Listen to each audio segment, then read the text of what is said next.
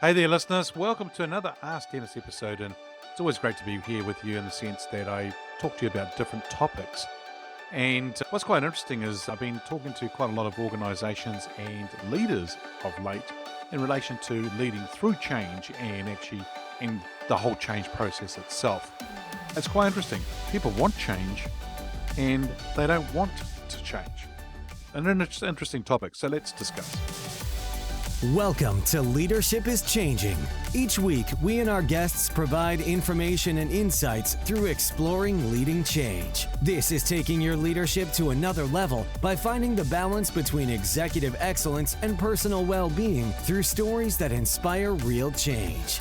It's time to adapt in our fast-moving world when leadership is changing with your host, Denis Gianoutsos. Hey there, listeners. Well, welcome to the Ask Dennis episode. This is a freestyle episode where I'm asked a question by our listeners or share my thoughts and experiences and insights from working with many leaders around the globe. Hey, it's great to have you here with me on this Ask Dennis freestyle episode. I tell you what, I'm talking to a lot of leaders at the moment about leading through change. In fact, I talk to them all the time in relation to that topic in particular. And so people want change, but then they don't want to change. And it reminds me of a cartoon that I've seen once, whereby a guy was on stage and he was talking to the audience and said, "Hey, put your hand up if you want change." And everyone goes, "Yeah, we want change." And everyone's hands goes up. Then he goes, "Great. Who here wants to change?" And everybody's hands went down low. They don't want to know. They didn't want to do it. It's quite interesting, that whole topic, and the fact that people would love change to happen, but you know what? I don't want to go through it personally. And the interesting thing is, how come? Why don't they want to go through it? What's sort of holding them back? Are they shying away from things? They may have had actually previous experiences whereby it hasn't worked out too well for them around change. Now, I've got to say something here. Change can mean many things. Most of the time when we talk about change, people's mindset or thoughts go to the fact that an organization is going to downsize. That's not just the only change we're talking about. What happens if the organization wants to double in size or do a merger and acquisition or just increase? Well, that's change. That's a little bit different, isn't it? Or they want to put a new system in place or a new, some technology, some IT, hardware, software, but that's change as well. Then the government may make a decision, and so regulations change and things like that. So now, regulations changing in the market, or our competitiveness in the market may change, or we are wanting to do something in a brand new line, a brand new product, a brand new service.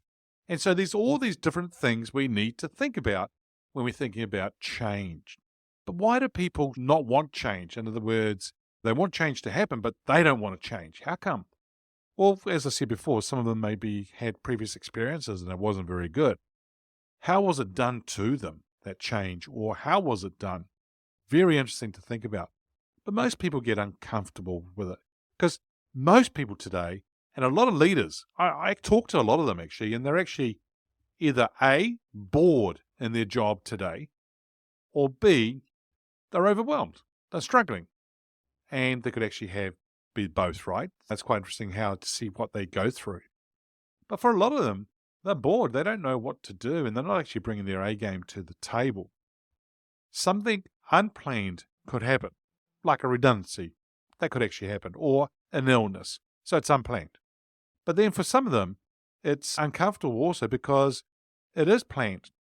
Here's me as an example. I'll give you myself as an example. Here I am in a situation, in a global role, having a great time, just gone through all that health scare and thinking about what I might want to do going forward. My boss and I talked about it for years together, right? We talked about either going into business together or each of us individually starting a business and going and having some fun. But it came to an opportunity whereby when you have something happen in life, like that health scare I had in relation to the tumor on the left vocal cord, it actually gets you to stop and think about life. It actually makes you think about, what do I want to do or where I want to go? And so that actually is an uncomfortable kind of situation. Not the fact just the health scare, but also having that discussion with myself and some others in relation to where Dennis wants to go in life, but what change might need to happen for me to be able to do that. So for me to go off and start my own business, speaking, facilitating, coaching, under a label, Leading Change Partners is the name of the company, right? All that actually had to happen by me leaving my current role. I had the flexibility to do some speaking and some coaching on the side on top of the corporate role, which is fine. But if I want to scale it, I'm going to have to leave. So my boss and I, we talked about things, and he actually had a package for me, which was a great thing for me because it gave me a buffer to start my business, right? Bought me some time and took the worry away from, there's no income. But as we worked through it, I planned to leave. I planned on when I was leaving, financially what I needed to do, but what are my steps to get things underway. And then I took action and got underway with things. But the thing I want to talk about now is the fact that for a lot of people, they are scared of change because there's the unknown. They don't know sometimes what might happen or how it may work out and things like that. So what's really, really good for you to do and think about if you're in that kind of situation at any time is for you to prepare better for change in the future. That I don't know, and you may not know what the change is going to be in the future. But if we start preparing ourselves for some change that may happen in the future, and I'm not sitting here saying that the fact that, we should be worried about things. I'm not talking about that at all. I think it's just prudent. I think it's smart. It's strategic for you to start thinking about the future. And if you start preparing, planning, thinking about what that future looks like, having a blank canvas in front of you, thinking about what it's going to be looking like in 2 years, 5 years, 10 years from now. What kind of people I need to have around me? What kind of things do I need to do to develop myself as a leader, or the thing that you want to go off and do? There's going to be some things you're going to have to develop yourself on. So why don't we pull a plan together for you to think about it, for you to work through it, for you to be targeted on the areas that you want to work on, but also the development that you want to do to help you close those gaps. So one thing I think you should do, as I was saying, is prepare. Prepare very well. It could be your resume as well as an example. You might want to prepare that for the future. Well, here's another one. There is going to be some promotions, or there could be a possibility of you getting a promotion in the future. Your boss might go on to another role. Are you part of the succession plan? If so, what do you need to do to take you from where you are to be able to move into your boss's role in the future? That's smooth, a great transition, but in a way that's going to set you up for success. So that's why sometimes we need to prepare. The second thing I want to talk about is I think that you and myself and others, we all need to get fit. There was a gentleman that I actually coached who had been made redundant out of an organization. And he's 50 years of age. And he turned around and said to me, my career's over. And I said, well, what do you mean? He says, well, I'm white, I'm male, and I'm 50 years of age. I don't think I'm going to be able to get a job. And I said, well, if that's the way you think, then you're right. He goes, what? Okay, look, you don't have to accept that as a way. What you can do is think about where you're wanting to go. So I worked on a few things for him to do. But one thing I got him to do was to get fit, physically, mentally, and emotionally. Why? Because he was tired. He'd been doing some great long hours and years in his role and so forth. So I asked him what he wanted to do. He didn't want to go to the gym. He didn't want to go swimming. He didn't want to go biking. He didn't like a lot of those things. I said, well, what would you like to do? And he says, I'd like to go hiking. In other words, walking up into the hills. Great. How often do you want to do it? He said to me, every single day for 3 months.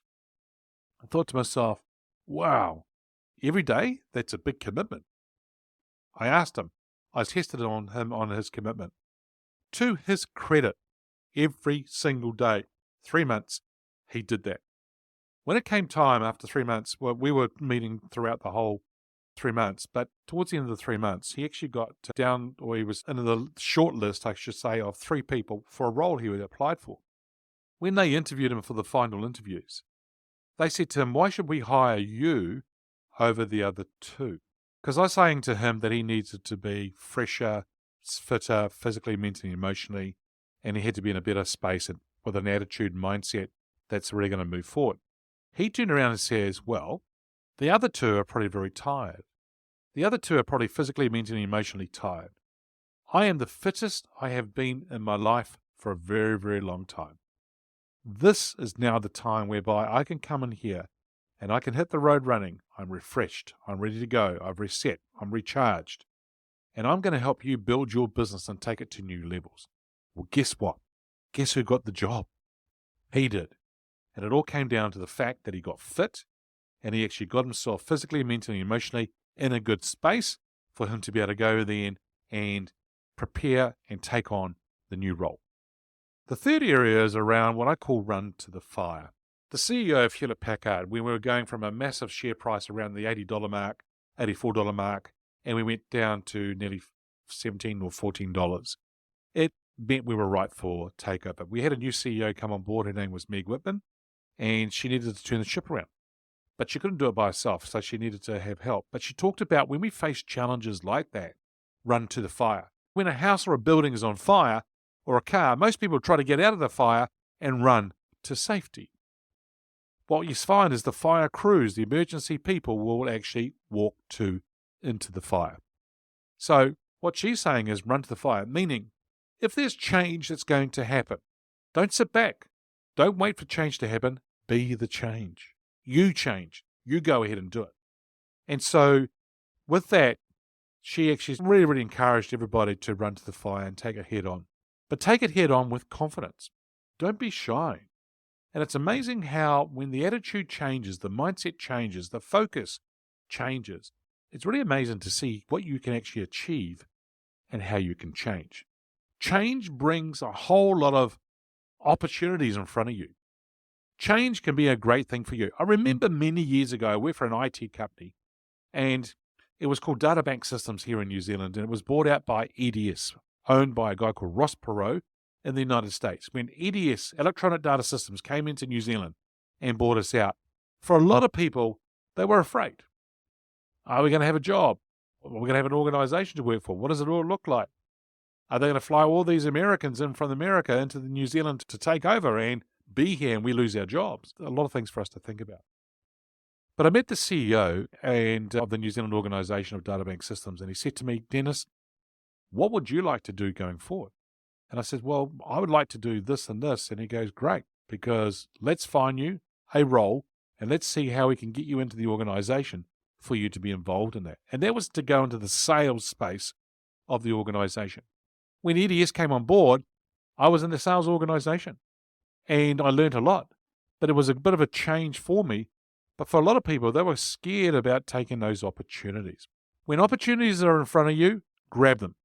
When opportunities aren't in front of you, put your hand up for an opportunity. Because the more times that you put your hand up for an opportunity, you just don't know where it's going to take you. And that's the exciting part about it. Who knows where it's going to take you? But if you prepare by planning and getting ready for things, if you're fit, and also if you're taking things head on by running to the fire, just imagine what you can achieve. We're in the 5th month of the year now. Already, we're in the 5th month. 4 months are already gone. It's amazing, right? So, think about it. January, February, March, April. Whoa, that's huge.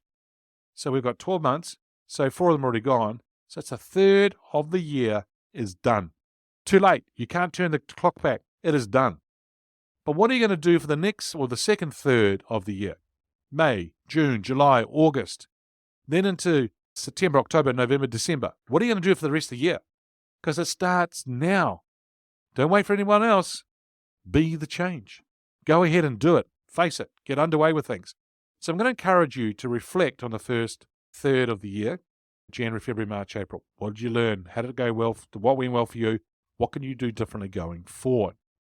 And then once you've got all that in place, start to set some goals now for the next sort of May, June, July, August, and seeing where you're wanting to go going forward.